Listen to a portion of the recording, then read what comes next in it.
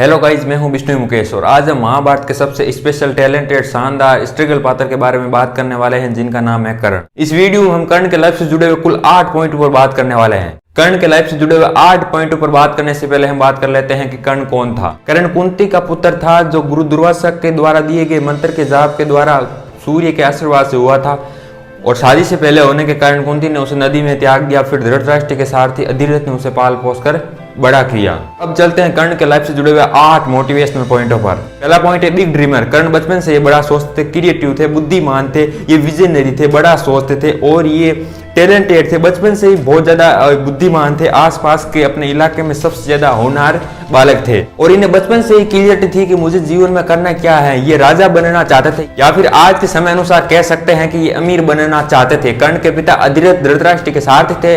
इसका मतलब ये था कि उस समय के अनुसार कर्ण आसानी से सारथी बन सकता था, लेकिन इतनी बड़ी सोच वाला आदमी जीवन में कुछ बड़ा करने की कोशिश नहीं करे, ये कैसे हो सकता है। जैसा आप सोचोगे वैसा आप बनोगे, क्योंकि किसी भी काम को करने का पहला चरण होता है सोचना। एरोप्लेन का भी एग्जांपल लेता हूं। एरोप्लेन ऐसे ही नहीं बनी थी। एरोप्लेन को किसी ने पहले दिमाग में सोचा होगा, फिर उसे रफली बनाया होगा, फिर रियलिटी में बनाया होगा। कहने का मतलब है कि किसी भी काम को करने से पहले सोचना जरूरी होता है। कर्ण बचपन से ही राजा बनने की सोचते थे। अपने हार्ड वर्क, स्मार्ट वर्क, अपने टैलेंट के दम पर वो राजा बने भी। और अगला है डू एनीथिंग फॉर एजुकेशन की शिक्षा के लिए कुछ भी करो। कर्ण जब बड़े हो रहे थे तो उन्हें चाहिए थी एक प्रोफेशनल एजुकेशन।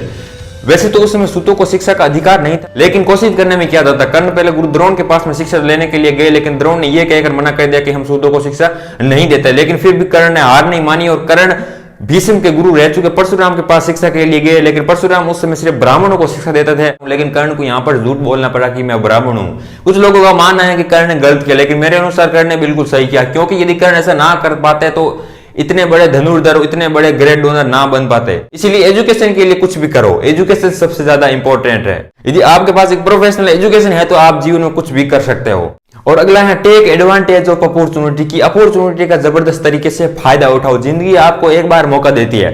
जिंदगी आपको एक बार मौका देती है, बाकी मौके आप खुद को बनाने पड़ते हैं। कौरव और पांडव की जब शिक्षा कंप्लीट हो चुकी थी, उनके बीच में प्रशिक्षण चल रहा था कि कौन सबसे ज्यादा ताकतवर, टैलेंटेड है, और एक दूसरे का युद्ध होता रहा। आखिर में दुर्योधन और अर्जुन के बीच में युद्ध हुआ, जिसमें अर्जुन युद्ध जीत गए। उस समय गुरु द्रोण काफी ज्यादा उत्तेजित हो चुके थे और उन्होंने कहा कि संसार में ऐसा कोई भी धनुर्धर नहीं है जो मेरे शिष्य अर्जुन को हरा सके। आसपास में मंडी लोग बैठी हुई थी, पूरी जनता देख रही थी, उसमें कर्ण भी था। कर्ण को यह बात चुप गई थी कि गुरु द्रोण ने ऐसा कैसे कह दिया, और कर्ण की वहां पर एंट्री होती है और कर्ण गुरु परशुराम के दिए गए शिक्षा का जबरदस्त तरीके से प्रशिक्षण करते हैं। पूरी जनता हैरान थी, भीष्म जैसे लोग भी हैरान थे कि एक सूत पुत्र ने इतनी अच्छी एजुकेशन कहां से ली हो, इतना टैलेंट कहां से आ सकता है। और अगला है बिलीव इन वर्क की। काम पर भरोसा करते थे। इनका मानना था कि आदमी जन्म से नहीं कर्म से महान बनता है। माइक्रोसॉफ्ट के संस्थापक क्या कहते हैं? माइक्रोसॉफ्ट के संस्थापक बिल गेट्स कहते हैं कि आप गरीब घर में पैदा हुए, ये आपकी गलती नहीं है।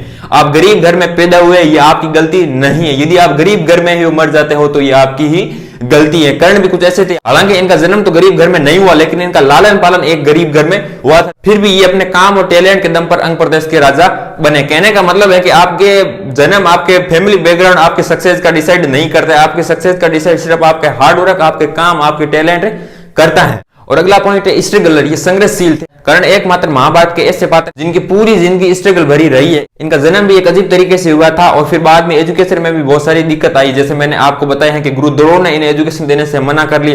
फिर परशुराम के पास एजुकेशन के लिए गए। परशुराम ने एजुकेशन तो दी, लेकिन जब उन्हें पता चला कि ये ब्राह्मण नहीं है तो उन्हें एक श्राप भी दिया था। और जब महाभारत का युद्ध शुरू हुआ तो उससे पहले भीष्म ने कर्ण को यह कहकर बाहर रखवा दिया कि जब तक मैं युद्ध करूंगा कर्ण युद्ध नहीं कर सकता है। और इनकी मृत्यु भी छल से की गई थी। जब इनके पास शस्त्र नहीं थे, ये निशस्त्र थे, तब कृष्ण के संकेत पर अर्जुन ने बाण चलाया था। कहने का मतलब यहां पर है कि एक आदमी का कितना जीवन भी संघर्ष भरा हो सकता है। और अगला है एटीट्यूड एंड सेल्फ कॉन्फिडेंस। ये सेल्फ कॉन्फिडेंस से भरे हुए थे और इनके एटीट्यूड इतना शानदार था कि लोग इनके व्यवहार के दीवाने थे। इनके सेल्फ कॉन्फिडेंस का अंदाजा इस बात से लगाया जा सकता है कि उस समय के राजगुरु या कुल गुरु से शिक्षा मांगना कितना ज्यादा डिफिकल्ट था। फिर भी कर्ण ने द्रोण से शिक्षा मांगी। हालांकि वो बात अलग है कि उन्होंने नहीं दी, लेकिन शिक्षा मांगना बहुत ज्यादा डिफिकल्ट था उस समय के अनुसार। लेकिन कर्ण द्वारा उनसे शिक्षा मांगना कुछ ऐसा ही दर्शाता है। और जब कौरव और पांडव का प्रशिक्षण चल रहा था तो उनके बीच में एंट्री भी कुछ हमें इनके सेल्फ कॉन्फिडेंस के बारे में बताती है, क्योंकि उस समय सत्ता के द्वारा राजकार्य में इंटरफेयर नहीं किया जाता था, लेकिन कर्ण ने वहां पर एंट्री की और अपने एजुकेशन का भी प्रदर्शन किया था। इसका मतलब यह है कि कर्ण सेल्फ कॉन्फिडेंस से भरे हुए थे। इनके कम्युनिकेट स्किल अच्छी थी, क्योंकि जब ये राजा बने तो राजभवन में अपनी बात रखनी हो, शकुनी की बात को काटना हो, भीष्म की बात को सामने से जवाब देना हो, ये सब इनके कम्युनिकेशन स्किल की निशानी है। इनफैक्ट ये शत्रु से भी अच्छी बातें करते थे। और अगले हैं वचन के पक्के कर्ण। वचन के पक्के थे, एक बार जो ये कमिटमेंट कर देते थे फिर वो अपने आप की भी नहीं सुनते थे। जब दुर्योधन ने कर्ण को राजा बनाया तब कर्ण ने दुर्योधन का दास बनकर रहने का वचन दिया था। जब महाभारत का युद्ध शुरू हुआ उससे पहले कृष्ण ने कर्ण को ऑफर किया था कि तुम हमारी तरफ से आकर युद्ध लड़ो, लेकिन कर्ण ने कहा है कि यह पॉसिबल नहीं, क्योंकि मैंने एक बार जो कमिटमेंट कर दिया सो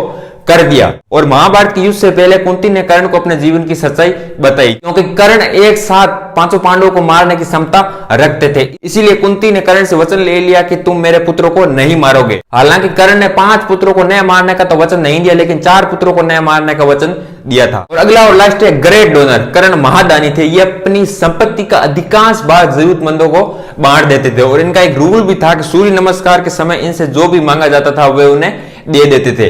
वो बात अलग है कि इंद्र द्वारा इनसे छल में कवच और कुंडल मांगे गए थे। महान लोग अपना लाभ या हानि देकर काम नहीं करते, बल्कि दूसरों का लाभ देकर काम करते हैं।